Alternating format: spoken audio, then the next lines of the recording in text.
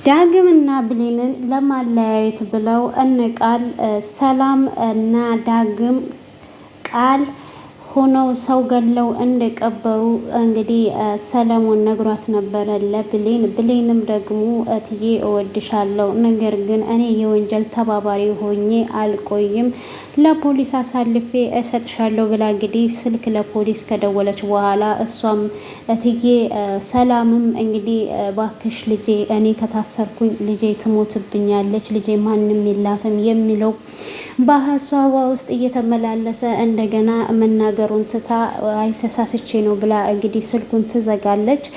ፖሊስም ደግሞ በፖሊስ ላይ ስልክ መዝጋት ወንጀል ነው ብሎ እንግዲህ ሲሙ በማስም እንደወጣ ደርሶበት እናቷን አስረውባታል። እንግዲህ አልማዝም ብሩ ካልተሰጠኝ ብላ ድንገት እቤት መታ ቃልን በጣም አስደንግጣት ነበረ። ሰላምም አይታስ ነበር፣ ነገር ግን ለትንሽ አመልጣለች። ዳግም መላልሶ እንግዲህ ይቅርታ ቢጠይቃትም ብሌንን አንተ የነፍሰ ገዳይ ነክ፣ ምክንያቱም እኔ አንተን ካገኘሁክ በኋላ ጀምሮ ምንም ነገር ሰላም አላገኘሁም፣ ስለዚህ ሁለተኛ እኔን ላለማግኘት ተባበረኝ ብላ ሁለተኛ አጠገቤ እንዳደርስ ብላ ማስጠንቀቂያ ሰጥተዋለች። ሰላም ሰላም፣ ጤና ይስጥልኝ ወደ ተከበራችሁ የቻናሌ ቤተሰቦች እንደምን ከረማችሁ? ላይክ ሰብስክራይብ እያደረጋችሁ እህት ወንድሞቼ ቤተሰብ ሁኑ። ቀጣዩን ክፍል ድራማ ይዤላችሁ ቀርቤያለሁ። እስከ መጨረሻው በትህትና ተከታተሉኝ።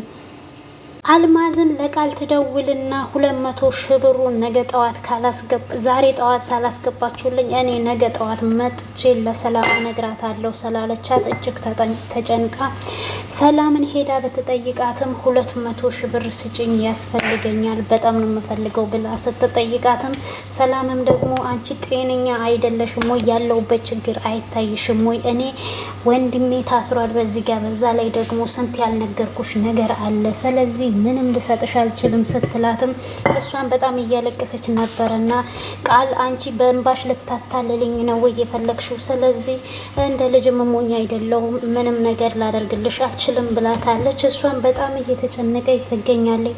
ብሌንም ለፖሊስ ትደውልና ወንጀል ተሰርቷል ብላ ተናግራ ከጨረሰች በኋላ የት አካባቢ ነሽ ብሎ ሲጠይቋት ድንገት ደግሞ ወደ ኋላ ትመለስና ሰላም እያለቻትን ነገር ታስባለች። ለፖሊስ አሳልፈሽ አትስጭኝ የምትለውን ቃል በውስጧ ታስብና እንደገና የፖሊሱን ስልክ ይቅርታ ተሳስቼ ነው፣ ምንም አይነት ወንጀል አልተሰራም ብላ ስልኩን ትዘጋለች። ፖሊሱ መልሶ ይደውልና ለህግ አካላት ላይ ስልክ መልስ ትዘጊያለሽ ወይ?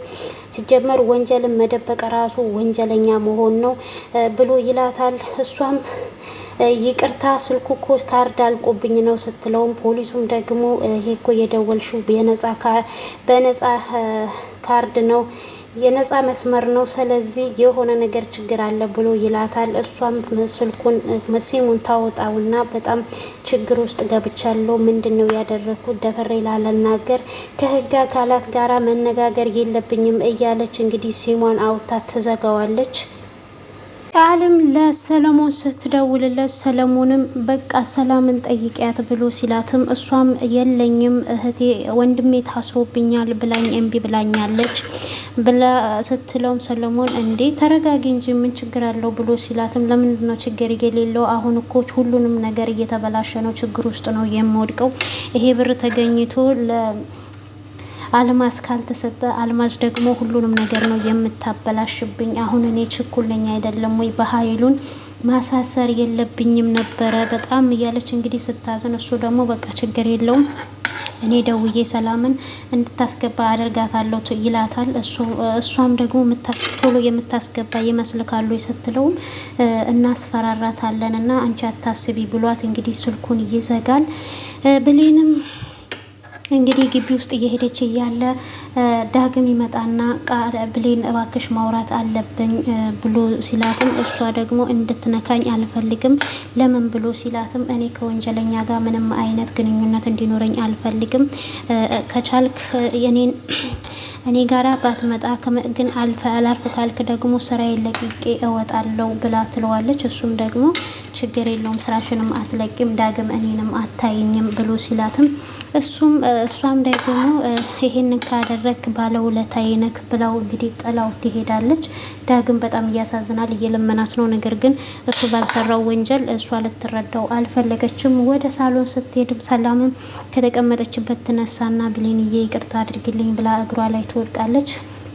እሷም ለፖሊስ እንዳልነግር ፈርተሽ ከሆነ እኔ አልነግርብሽም ብላ ትላታለች። እኔን ይቅርታ መጠየቅ የለብሽም ብላ ስትላትም እኔ ይቅርታ ካላደረግሽልኝ በፍጹም ከእግርሽ ላይ አልነሳም ብላ ትላታለች። እሺ ተነሺ እንነጋገር ብላ ስትላትም በፍጹም እኔ ይቅርታ አድርጌልኝ ብላ ትላታለች። እንግዲህ ይቅርታ አድርጌልሻለሁ ብላት አለች። ነገር ግን ሙሉ ለሙሉ ይቅርታዋን አልተቀበለቻትም።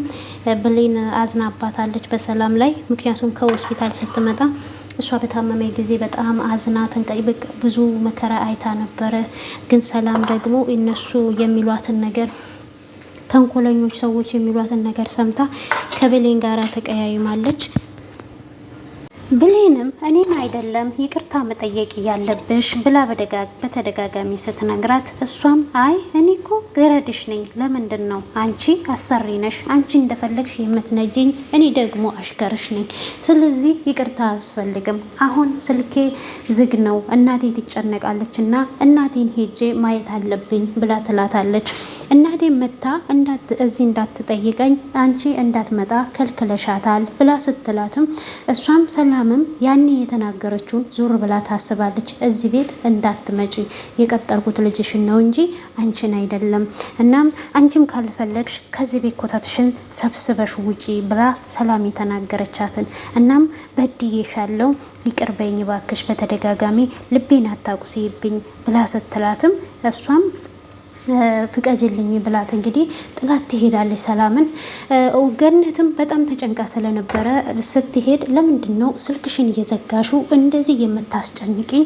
እኔ ስልክሽ ሲዘጋ ምን ያህል እንደምጨነቅ ታውቂ የለም ወይ ብላ ስትላትም እሷም ወዲያው እንደገባች እማዬ እናቴ ባለፈው ስለ እናቴ ልትነግሪኝ የፈለግሽው ነገር እንዳለ ነግረሽኝ ነበረ፣ እናም ንገሪኝ ብላ ስትላትም እናቴ የት ነው ያለችው? በህይወት አለች ወይ ብላ በተደጋጋሚ ስትጠይቃት እሷም አይ ምንም አልሰማሁም ብላ ስትላትም አይ የሰማሽው ነገር አለ፣ ምክንያቱም ሳልፈልግ እንኳን እንድነግሪኝ ነበረ ልነግሪኝ ነበረ፣ አሁን ግን እውነቱን ንገሪኝ ብላ ስትላትም እሷም ገነትም ለብሌን ልትነግራት ወደ ቤት እየሄደች እያለ በአጋጣሚ ቃል ስልክ እያወራች ነበርና ከሳሚ ጋር እሷን እንዳይቻል እቺ አሮጊት እውነቱን ልትናገር ነው ለብሌን የመጣችው ብላ እንግዲህ በዛ ቅስፈት ውስጥ ያቺ አሮጊት እኛ የነገርናትን እውነት መስሏት ለብሌን እኮ ልትነግራት ይሆናል እና ሞኝ የሆነች ነገር ናት ብላ በስልክ ስታወራ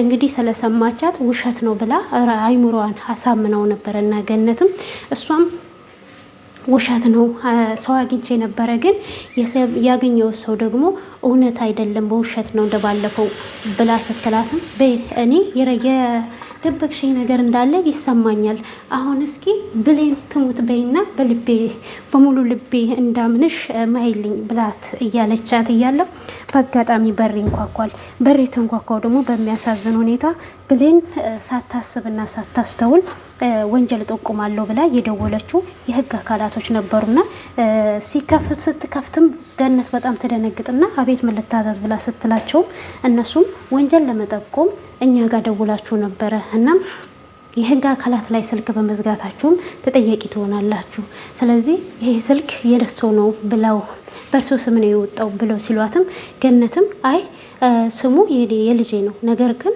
እኔ አልደወልኩም ብላ ስትልም ፖሊሶቹ ደግሞ እርግጠኛ እንደሆኑ ሲነግሯት ብሌን እኔ ነኝ ብላ ስትወጣ አይ አንቺ አይደለችም እሷ አይደለችም እኔ ነኝ ብላ እንግዲህ ራሷን አሳልፋ ገነት ወደ እስር ቤት ትሄዳለች።